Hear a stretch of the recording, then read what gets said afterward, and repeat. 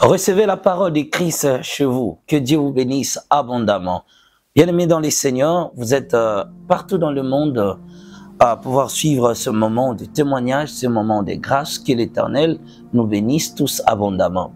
Depuis un certain moment, nous nous sommes proposés de vous diffuser quelques émissions concernant les expériences vécues par l'homme de Dieu, le prophète Aston Mbaye à qui je suis. Que Dieu vous bénisse. Merci beaucoup, bien-aimés dans les Seigneurs.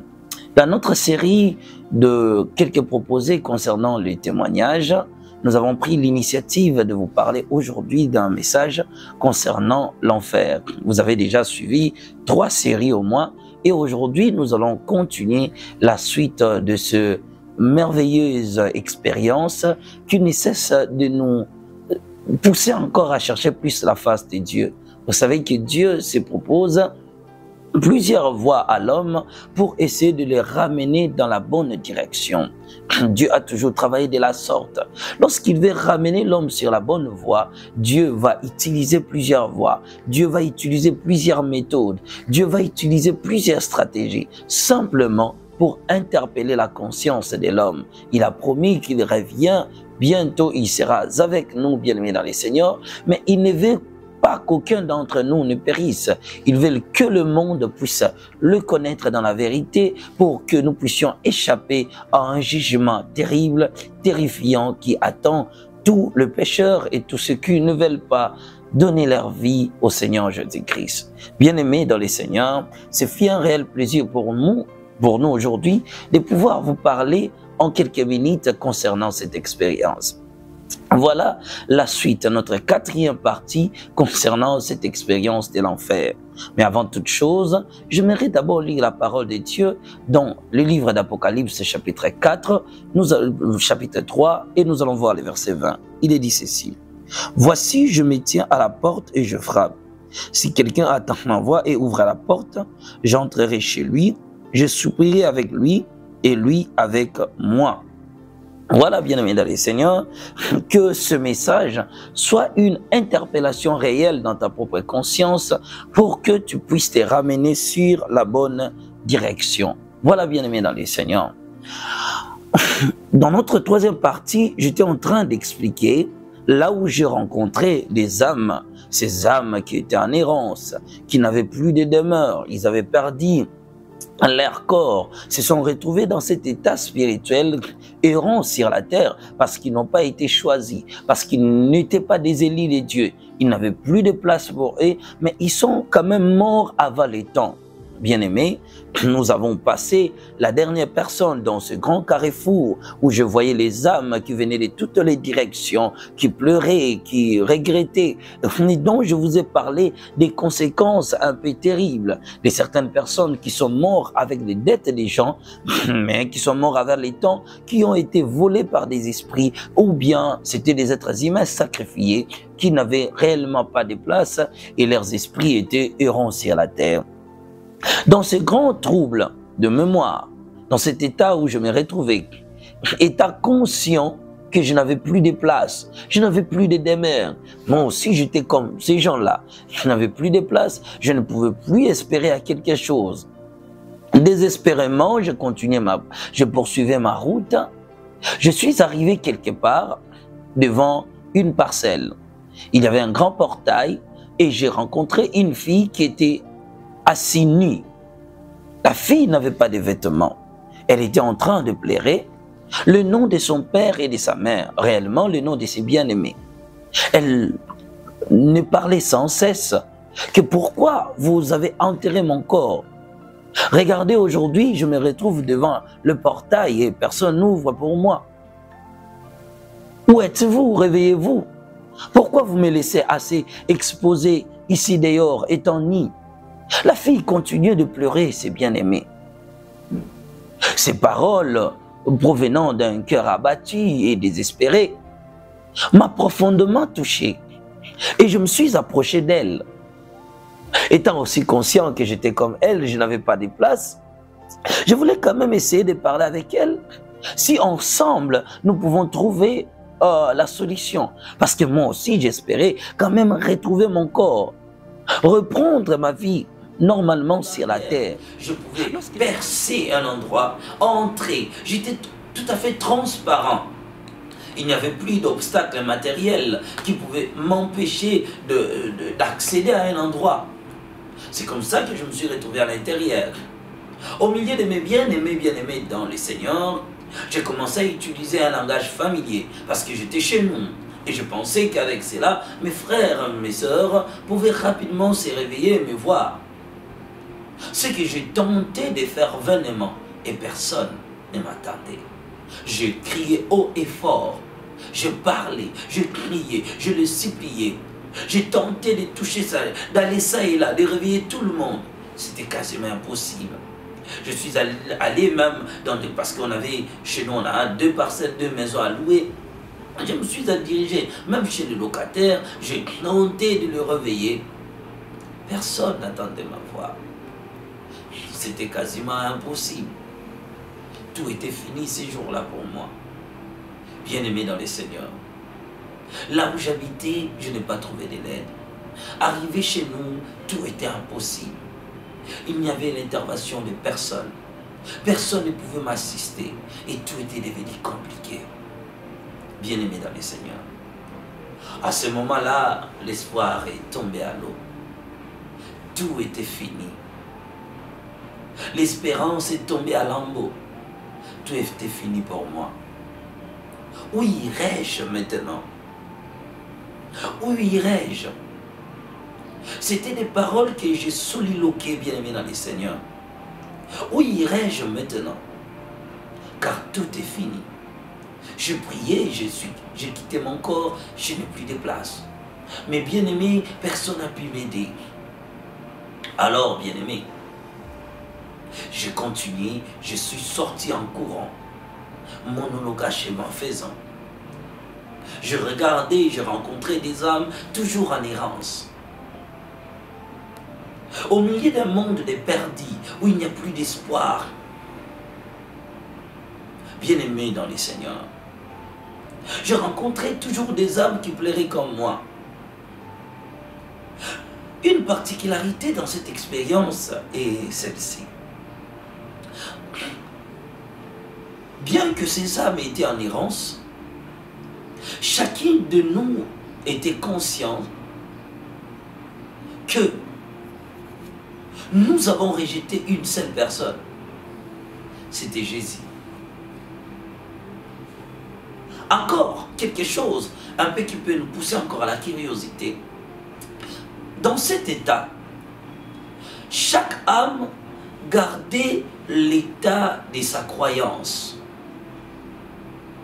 Si vous étiez un chrétien rétrogradé et que vous avez crié au Seigneur Jésus-Christ et que vous l'avez rejeté,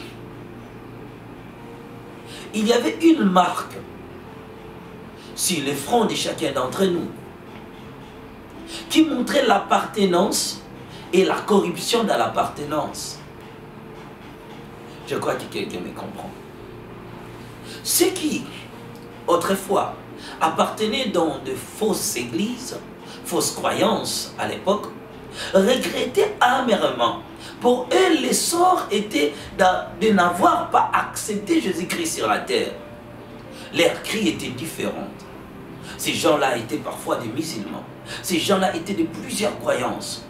Et ils pleuraient en disant, pourquoi l'avoir rejeté? Nous avons eu la plus belle occasion sur la terre de pouvoir l'accepter. Pourquoi j'étais trop occupé à accepter d'autres choses? C'était le pleur d'une femme vers qui j'ai rencontré quelque part dans mon chemin de l'errance. La fille là était en train de pleurer.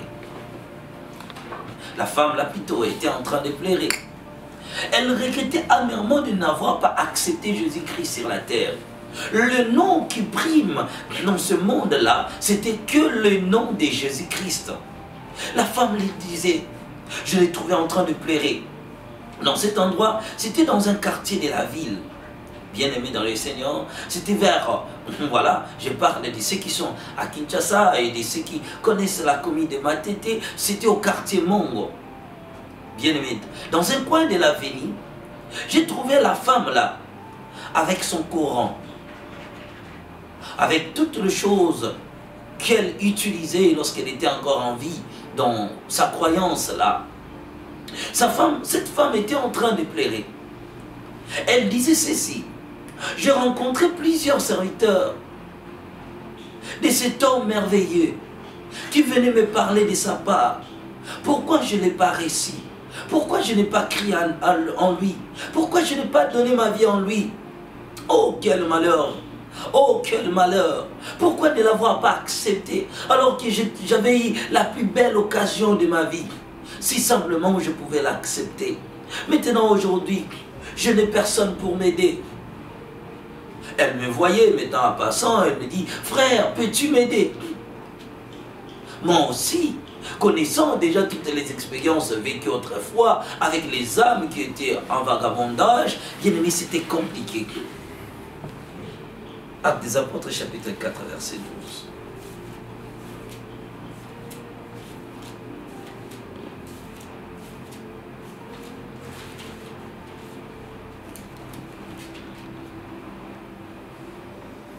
Actes des Apôtres, chapitre 4, verset 12. Il n'y a de salut à aucun autre nom, car il n'y a sous les ciels aucun autre nom qui a été donné parmi les hommes par lesquels nous devions être sauvés. Alors je laisse, bien aimé, la presse nous proposer ce merveilleux cantique. Il n'y a de salut à aucun autre nom. Suivez et nous allons revenir. Il est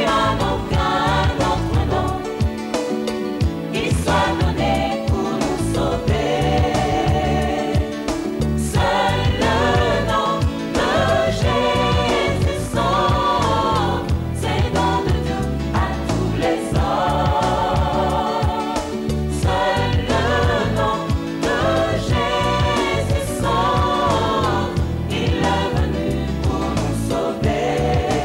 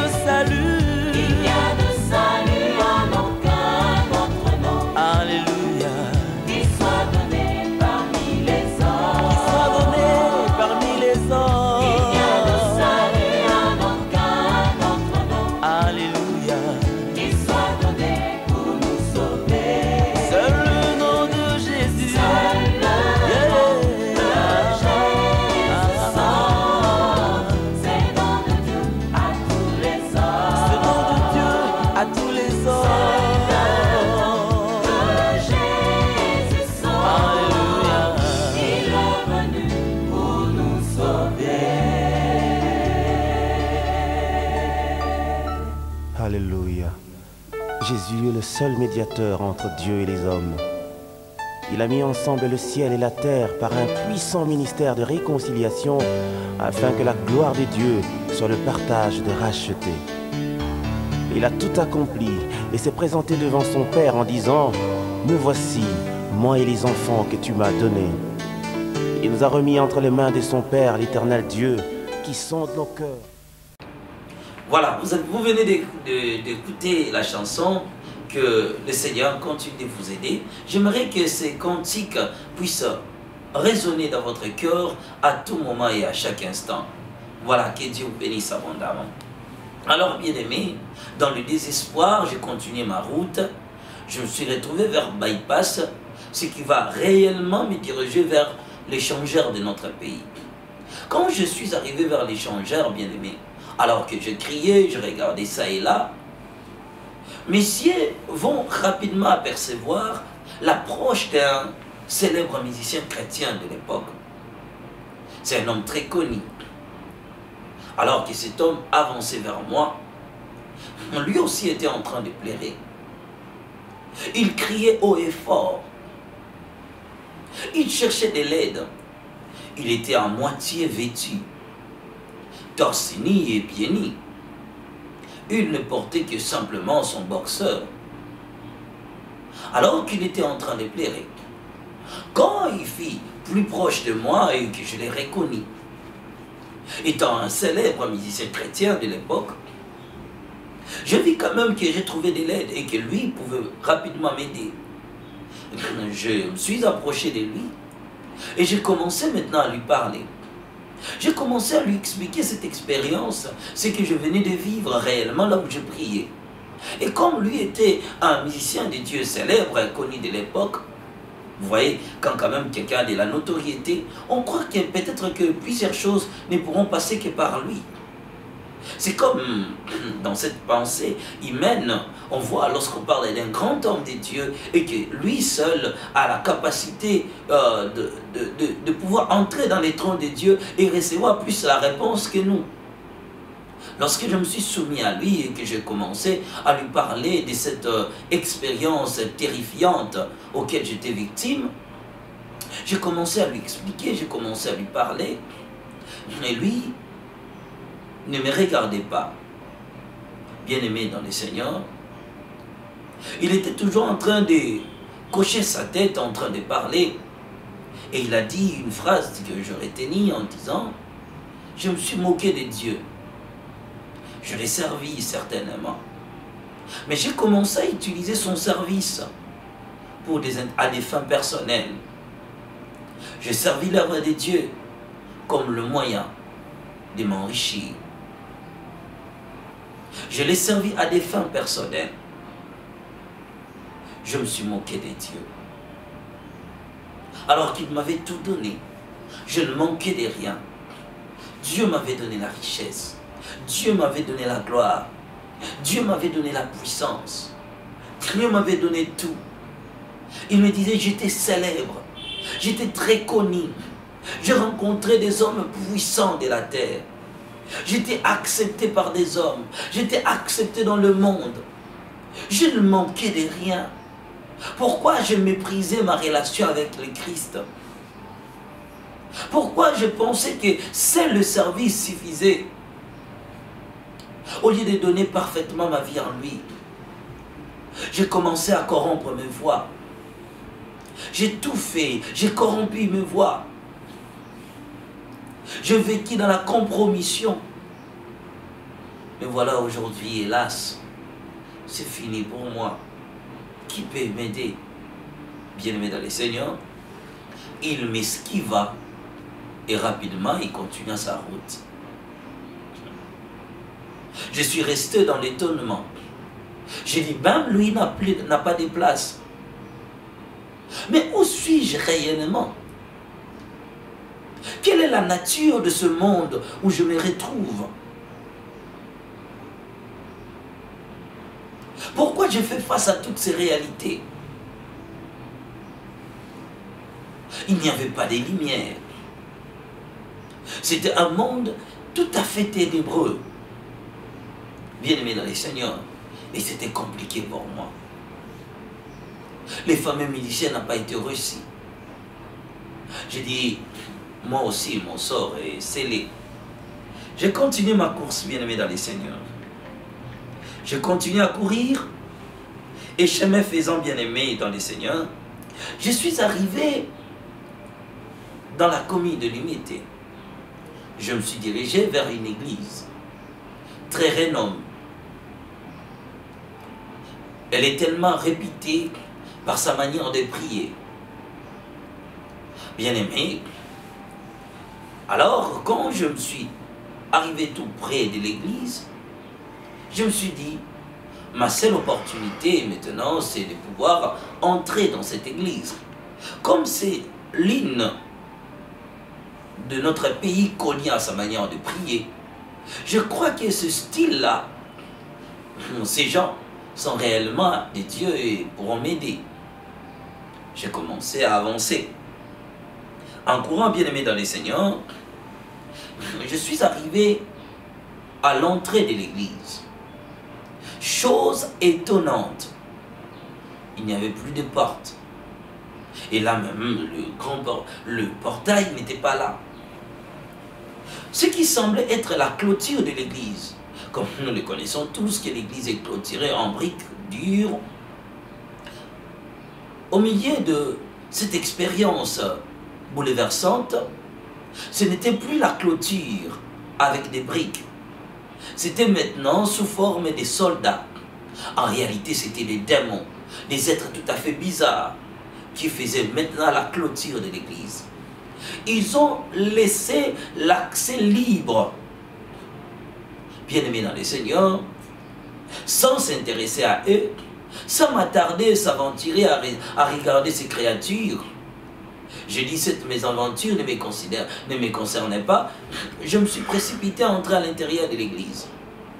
Au sein même de l'église, que je trouverai un monde, un peuple nombreux, assis à même au sol, enchaînés, ligotés de partout, sans moyen de s'échapper, sans défense, la tête au sol. Ils étaient tous frappés d'agonie, de tourments, persécutés. Pourquoi? Parce qu'à l'intérieur de l'église, j'ai trouvé des créatures étranges, vêtues en tenue militaire, ayant des fouets dans leurs mains. Et c'était eux qui faisaient maintenant la garde, en train d'observer tous ces âmes, toutes ces personnes assises au sol. Bien-aimés dans les Seigneurs. Une très belle église pendant les jours. Écoutez quelques descriptions. Dans cet état, bien-aimés dans les Seigneurs, je voyais maintenant, à l'intérieur de l'église, sur le podium de l'église, une crâne humain qui crachait du sang. Là où supposait être la chair, devant l'estrade, il n'y en avait plus.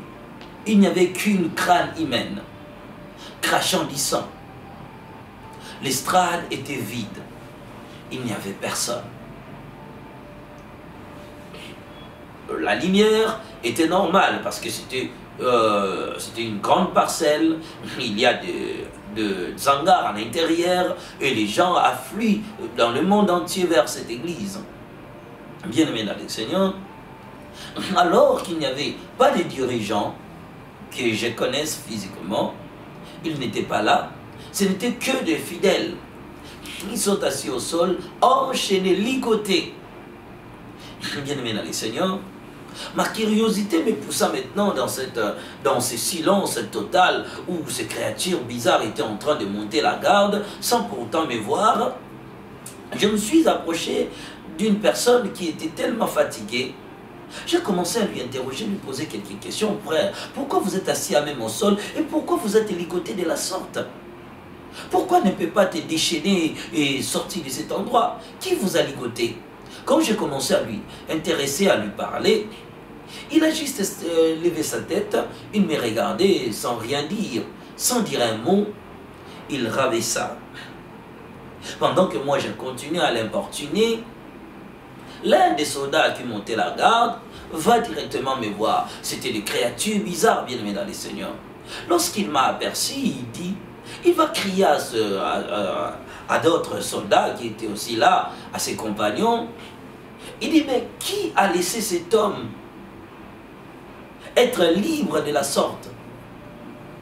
Qui l'a libéré? Et ils sont commencés maintenant à me poursuivre. Et c'est comme ça que je vais sortir en courant, bien aimé, de peur d'être capturé. Il venait à ma suite, il poussait des cris, il courait comme de l'éclair, mais je ne comprenais pas comment j'avais une telle force et une telle capacité de courir à une vitesse comme l'éclair. Pendant que je courais, bien aimé dans les seigneurs, alors entonnait une voix en disant ceci: cette église ne m'appartient pas. Les âmes qui sont à l'intérieur ont été poussées par la force. Ils ont été conquis par le pouvoir de la magie, par l'occultisme. Ils viennent prier dans cet endroit pensant être dans une bonne église. Or, en réalité, ils se trompent. Ils ont été attirés par des pouvoirs occultes. La majorité des églises que tu vois dans la ville ne m'appartiennent pas. Ce sont des gens qui servent un autre maître, exploitant un autre pouvoir, mais se présentant comme étant mes serviteurs pour en tromper l'humanité. Je ne les ai pas envoyés. Leurs évangiles servent à dérouter les gens de la bonne direction. Ils sont assis sur la fausseté. Ils enseignent la corruption. Ils enseignent l'évangile qui détourne les gens de la bonne direction. Ils ont été mandatés par les diables pour dérouter le monde. Satan a construit ces endroits comme des centres de perdition pour gagner le monde. Bien-aimés, lorsque vous voulez fréquenter une église, la première question est de poser à Dieu une question, à savoir la nature de l'église. Quelle est son influence, son impact spirituel sur la destinée éternelle des âmes? Je ne te dis pas d'être séduit par les messages, non, bien-aimé. Car certains prêchent la repentance, mais au fond, il n'y a pas la présence de Dieu à l'intérieur. Ce n'est pas l'ensemble des verbes et des mots qu'on utilise, qu'on choisit, Jésus revient bientôt, qui sauvera les âmes. Mais c'est en réalité la présence de Dieu qui habite en vous. Lorsque le message de la repentance est accompagné avec la nature de l'Église, c'est-à-dire le Christ demeure réellement en vous, alors vous êtes une communauté de Dieu. Mais si le Christ n'habite pas en vous, le Seigneur était en train de m'expliquer, il parlait de la délivrance dans cette église, il parlait de la parole de Dieu, mais au fond, il n'y avait rien. Ce n'était qu'un creux vide qui ne contenait rien à l'intérieur. Les gens étaient trompés, ils ne savaient pas. Bien-aimés dans le Seigneur, il est plus question important à partir d'aujourd'hui de pouvoir demander à Dieu la nature d'un endroit. Bien-aimé dans les Seigneurs, alors demande aussi à Dieu ta nature. Qui es-tu réellement? Es-tu vraiment un enfant de Dieu? Fréquentes-tu réellement un endroit prévu de Dieu pour ton salut? Bien-aimé, je suis sorti quand même en courant. J'ai continué mon voyage. J'ai continué à courir. Bien-aimé dans les Seigneurs, j'étais dans l'étonnement de voir des choses pareilles. J'étais perdu, bien-aimé dans les Seigneurs. Ces démons continuaient de me suivre. Ils tenaient des fourches dans leurs mains. Ils continuaient à parler. Ils continuaient à me suivre. Et je continuais à courir. Ils lançaient des flèches à ma direction. Ils disaient que tu ne peux pas fuir. Ils venaient avec une force étrange. Bien-aimé dans les Seigneurs.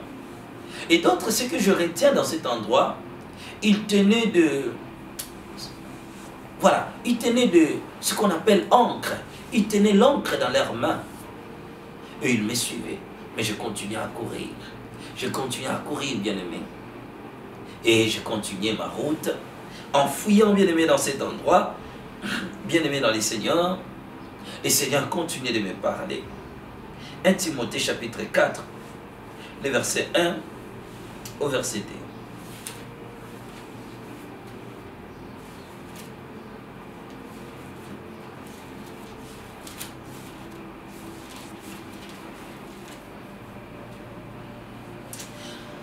Mais l'Esprit dit expressément que dans les derniers temps, quelques-uns abandonneront la foi pour s'attacher à des esprits séducteurs et à des doctrines des démons. Voilà. La Bible dit que quelques-uns abandonneront la foi et s'attacheront à des doctrines des démons. Bien aimé, c'est comme ça que je vais quitter cet endroit. Je vais continuer à courir, je vais continuer à marcher, je vais continuer à aller. Et je continue aussi à pleurer. C'était un réel plaisir. Je sais que certaines personnes ne sont peut-être pas satisfaites à cause de ces quelques minutes, mais que Dieu vous bénisse abondamment. Nous allons nous retrouver à notre 5e partie. Je vous demande de pouvoir suivre ce message et de pouvoir partager avec les autres. Parler de Jésus-Christ au quotidien, parler de son retour. Que Dieu vous bénisse abondamment. Quant à moi, je vous retrouve prochainement. Soyez bénis.